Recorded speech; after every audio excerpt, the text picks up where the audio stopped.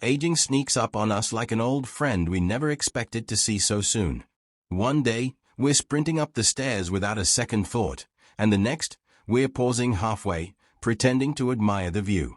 Society loves to talk about youth, how to preserve it, chase it, even fake it. But little is said about the quiet art of aging well. Yet, look closely, and you'll notice them, the ones who move through their later years with a kind of effortless grace. They aren't clinging desperately to the past, nor are they resigned to becoming shadows of themselves. Instead, they live with purpose, dignity, and independence. What's their secret?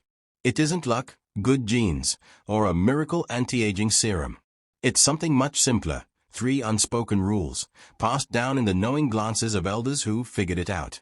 Follow them, and aging becomes less of a battle and more of a dance. Ignore them, and the years may feel heavier than they should. Rule number 1, stay curious, stay young. Aging doesn't steal our youth, stagnation does. The moment we stop learning, questioning, and exploring, we begin to shrink, not just in body but in spirit. The most vibrant older adults aren't necessarily the ones with the fewest wrinkles. They're the ones who still light up when they discover something new. Take Mrs. Patel, for example. At 72, she decided to learn Italian, not because she planned to visit Rome but because she liked the way the words rolled off her tongue. At 75, she started painting, despite never having picked up a brush before. Why not? She'd say with a mischievous smile. What's the worst that can happen? Her secret? She refused to let the world become small. She stayed curious, and in doing so, she stayed young. Rule number 2, move like you mean it. Independence isn't about avoiding help. It's about ensuring you don't need it before your time. The body will age, there's no stopping that. But movement, even in its simplest form, is the difference between watching life from the sidelines and living it fully. Consider Mr. Thompson. He's 80 but still walks 2 miles every morning, rain or shine. I don't do it because I love it, he jokes.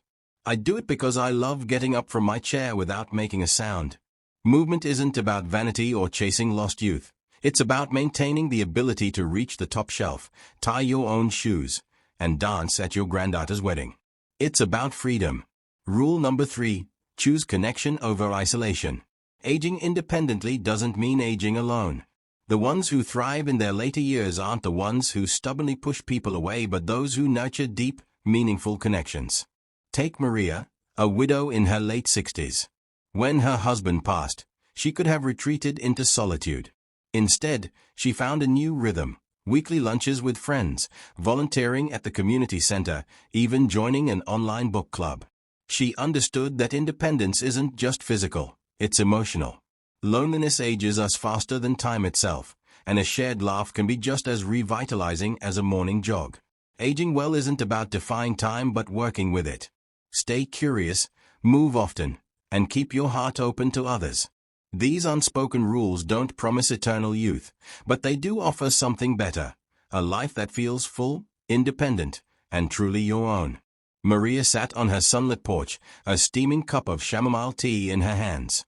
She watched the world move, children racing down the sidewalk, a young couple walking their dog, the mailman giving her a friendly wave. She smiled and waved back. Life still had rhythm, and she had learned to dance to its beat. The beauty of aging well, she had realized, wasn't in pretending to be young but in embracing the grace of growing older. She had seen friends who fought time with desperation, chasing every new anti-aging trick, hiding every wrinkle like it was a flaw. But then there were the wise ones, the ones who lived by the unspoken rules. They had something deeper, a sense of contentment, a glow that had nothing to do with youth. That afternoon, Maria received a call from her grandson, Daniel.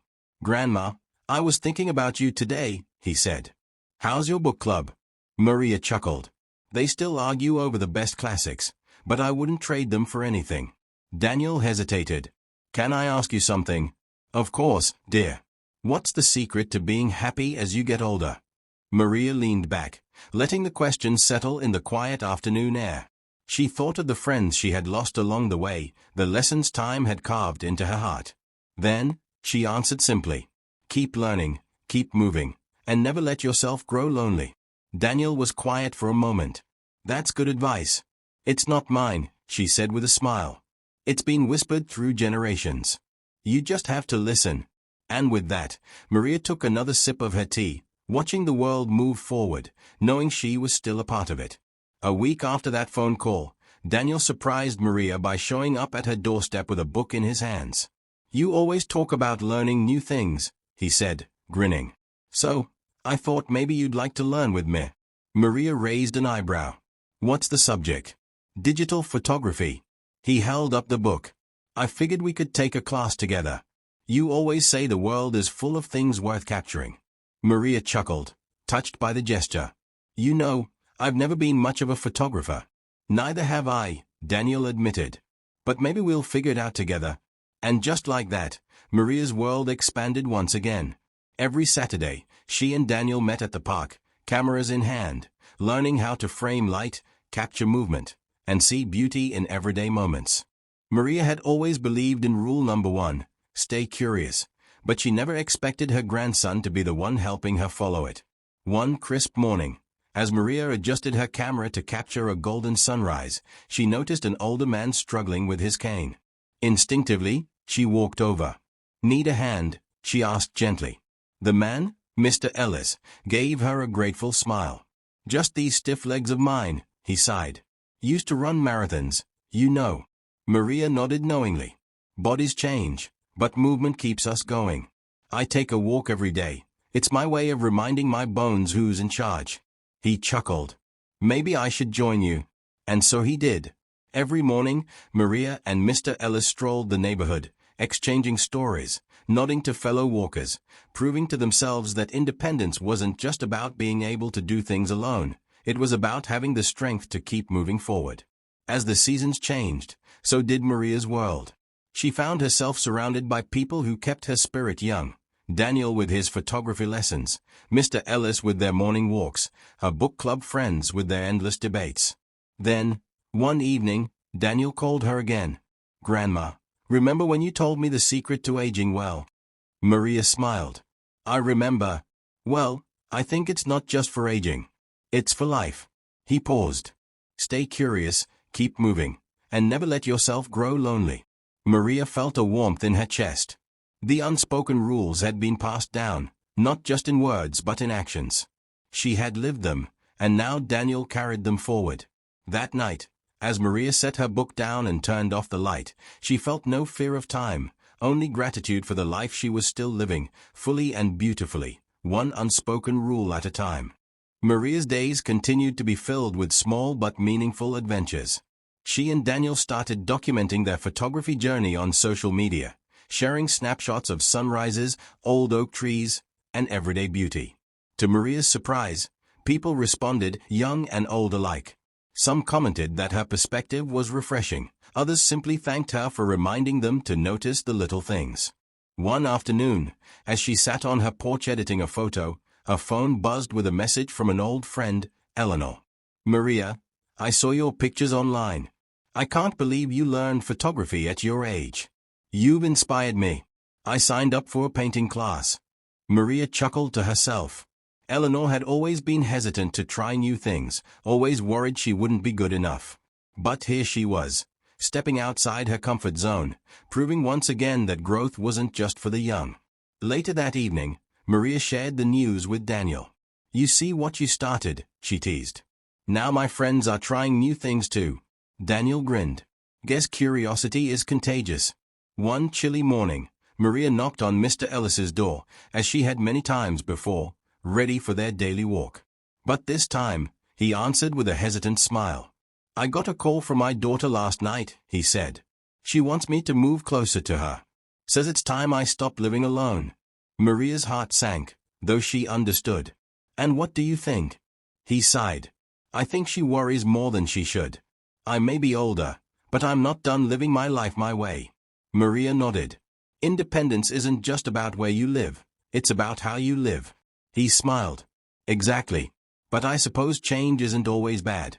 Maybe I'll make new friends, find new routines." He tapped his cane. "But I'll miss our walks." Maria took his arm gently. "Then let's make this one count." That morning, they walked slower, savoring every step, every story, every laugh. Because they both knew aging well wasn't about avoiding change, but embracing it with grace. Weeks passed, and life adjusted. Mr. Ellis moved away, but Maria and Daniel kept up their morning walks. They talked about everything: books, photography, family, and dreams. One morning, as they strolled past the coffee shop, Daniel turned to Maria. "You know, Grandma, you've spent all these years teaching me how to age well," he said. "But I think you've really been teaching me how to live well." Maria smiled, her heart full. "Same thing, dear." And as they continued walking, Maria realized something. The 3 unspoken rules weren't just for her anymore. They were living on, through Daniel, through Eleanor, through every life she had touched. Aging gracefully wasn't about avoiding time. It was about making the time you had truly matter. And in that moment, as the sun warmed her face and her grandson walked beside her, Maria knew she had done just that. As the years passed, Maria continued embracing life with quiet determination. Her photography skills improved, and her social circle expanded, but more importantly, she kept moving, both in body and in spirit. Daniel, now in his late 20s, often marveled at his grandmother's ability to adapt.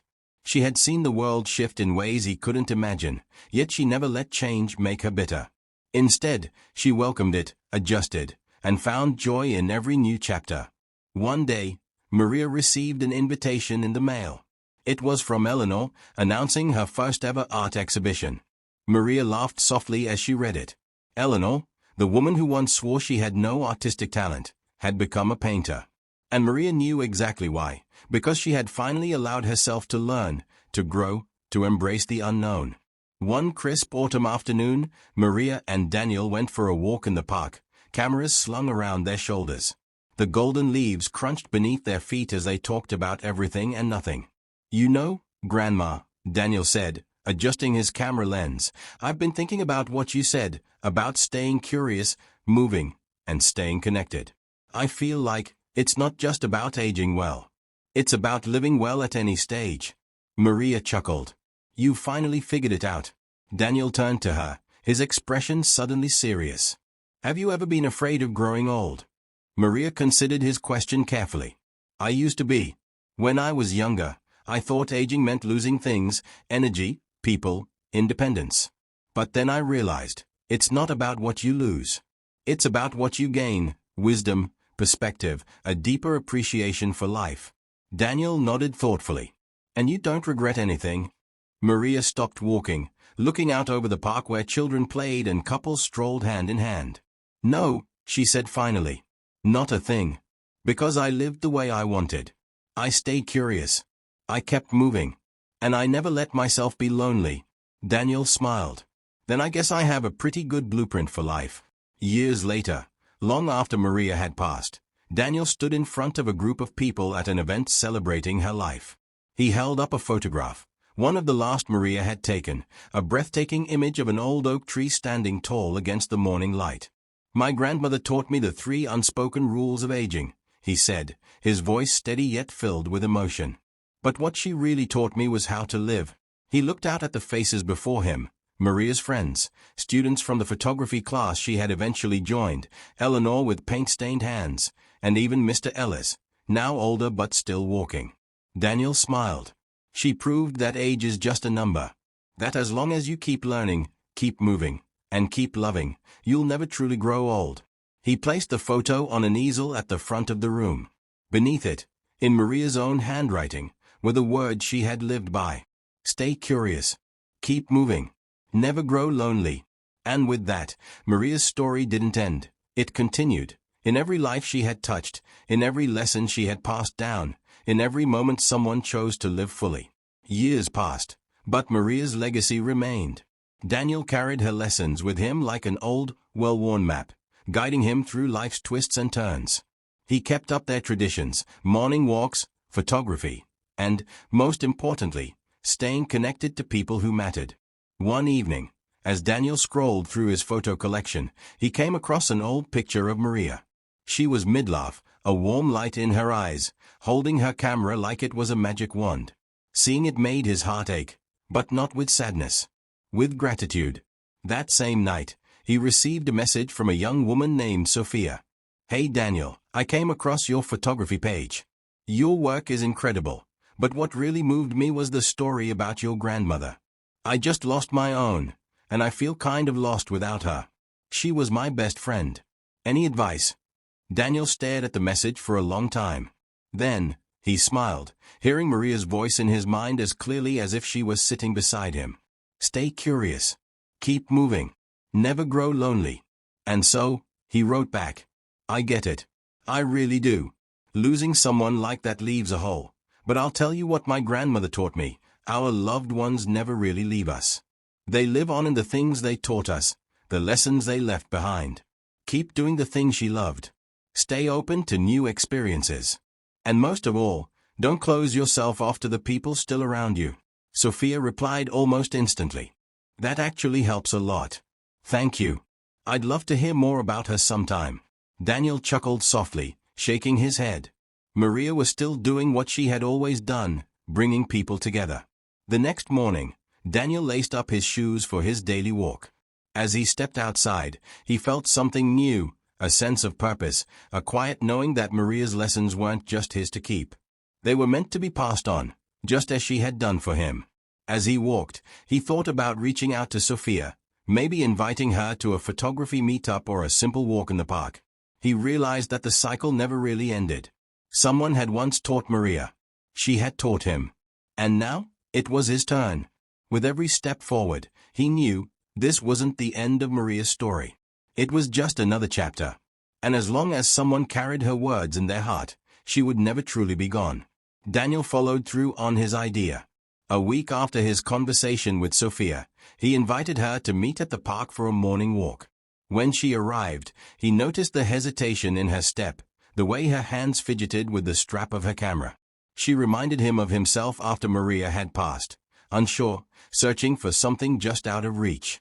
Glad you made it, he said, offering a reassuring smile. Me too, Sophia replied. I wasn't sure if I was ready to do this without my grandma. We used to walk together all the time. Daniel nodded. Mine too. But I realized that walking isn't just about the person you used to walk with, it's about what they taught you along the way. They started strolling along the tree-lined path, the crisp morning air filling their lungs.